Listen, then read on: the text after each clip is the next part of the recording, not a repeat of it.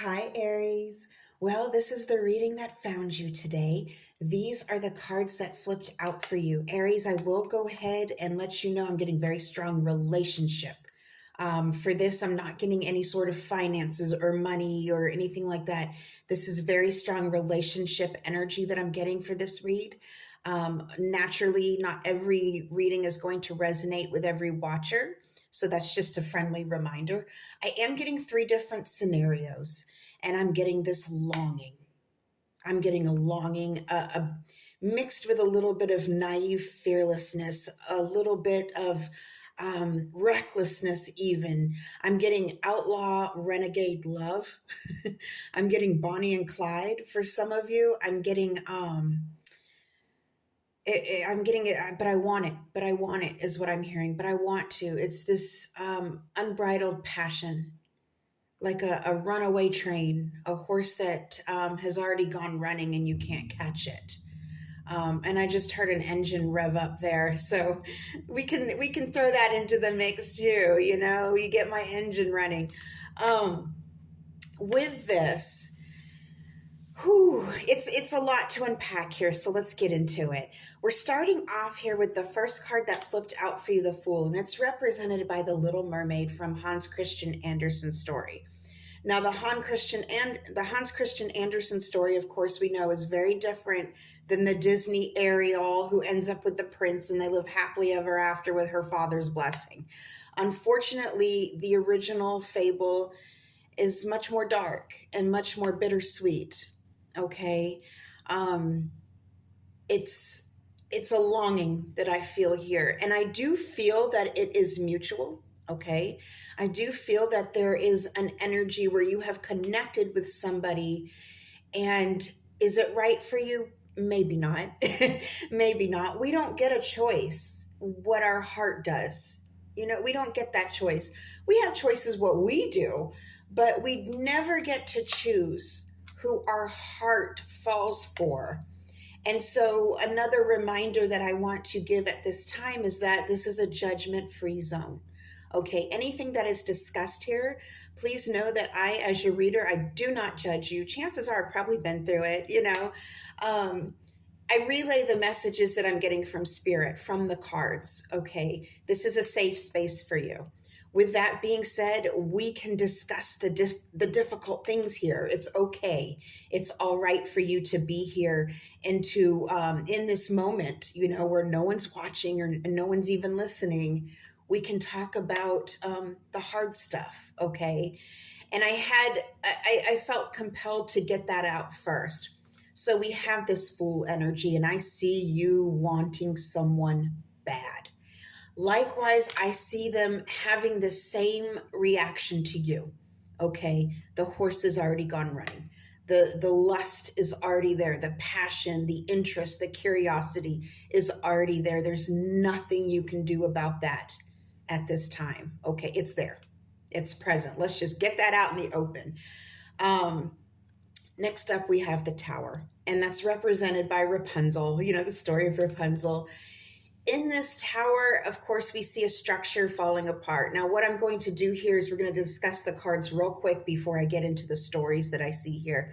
But even in the discussion of the cards, you may find some answers or some messages you may resonate with, okay? The Tower, of course, there's something unstable here, something shaky. Something's not working out, obviously, and you see two figures falling from this tower. The final card, the Lovers, represented by Beauty and the Beast. And of course, we know the story of Beauty and the Beast, leaves her family, almost succumbs to some sort of Stockholm syndrome to be with someone who is completely different than her. Completely different. And then several stories that I see, because there's another one out of China that's very similar. The beast turns into a prince at the end and the spell is broken. But what I'm seeing here with these cards, the way they played out, I'm getting some scenarios that are going to be a little bit difficult to address, but we're going to do that here anyway. The first scenario, I'm going to start with the lightest one first, okay? The first scenario that I see is that you and a person who is outside of your traditional standards, maybe outside of what your family has brought you up to look for in a partner. This is someone who differs from your social status, possibly your race or your culture. This is someone who is, depending on where you live in the world, different than your caste system, okay, or different than your station in in life, your position in life. This is someone that your family will not approve of, okay. And I think you know that. And there's this longing, but I want them is what I'm hearing, but I want them. And I'm hearing this from their side as well. Okay. So this isn't just a foolish dream. This is something that you are reacting to just as they are. This is so you both want each other very much. Okay.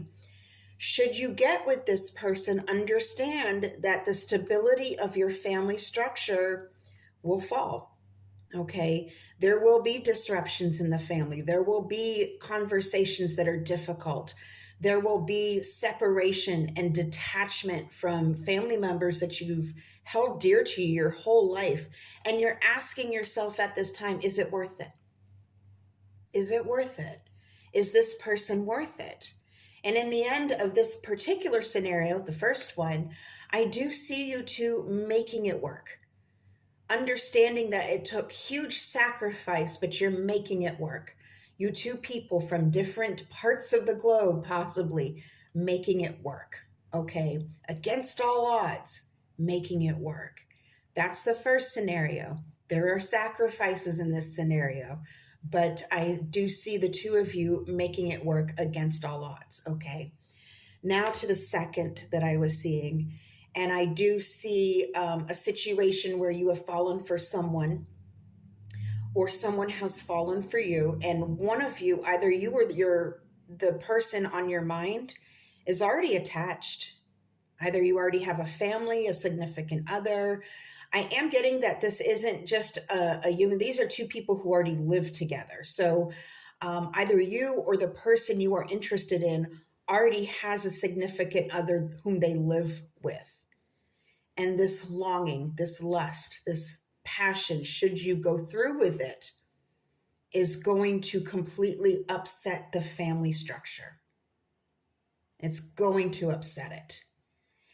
Now, in the end here, I do see with the lovers a little bit of a different take on this. And please understand that these are messages I'm getting from spirit. It's likely that I may be giving you different advice if I were just speaking to you as a friend. You know, hey, I'm human too, right? You know, but I want to reiterate that again, three different scenarios were on the second. Should you choose to go through with this, I do see a little bit of a denial in this love. I'm being asked to tell you or to remind you that when you meet someone in the first phases, it's always dreamy and it's always beautiful. But after a while, you realize that they're just a human being. They have bad habits, and you kind of fall into this pattern of, you know, if you're very lucky, best friendship with someone you still have a lustful energy for. Okay. Spirit is asking you at this time, where do you see yourself with this person? Should you uproot the entire family, break down this foundation that you've built with to run away with someone or them run away with you? What kind of experience are you going to have with them? What kind of experience are they going to have with you?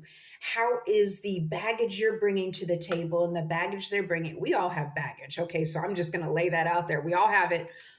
How are they going to help you unpack that? Will they even help you unpack it?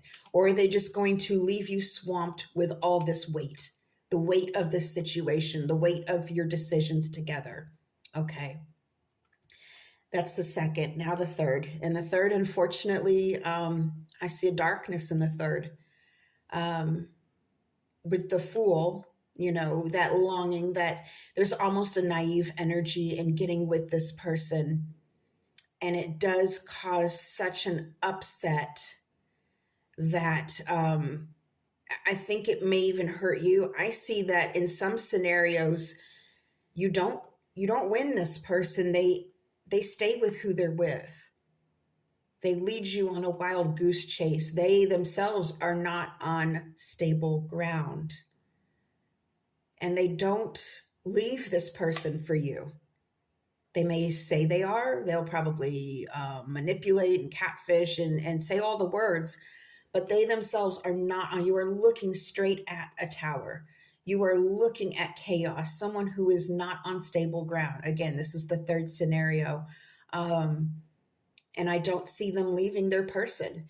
When I look at the tower here, the colors of the tower are exactly the same as this beast. Okay. And the lovers, I'm looking at, this person looks completely different. These two ladies look completely different here. And again, gender is fluid in tarot, it can go either way. But that's the third scenario I see. So Aries, I want you to think carefully on this decision if this is something that's resonating with you, okay? Think very, very carefully before proceeding, before you look into disrupting a home life or switching up or changing up or causing a major rift or shift in the home space. Please think carefully what happened to the Little Mermaid at the end of the story. She didn't get the prince. She turned into the foam in the sea. And it's so sad and it's so heartbreaking. And I wish I could give you better news, but this may save you from something, okay? This may save you a lot. Likewise, if you're resonating more with the first scenario, this could be a confirmation that, love sometimes does mean sacrifice. All right, my loves, I hope this helped. Until next time, over and out.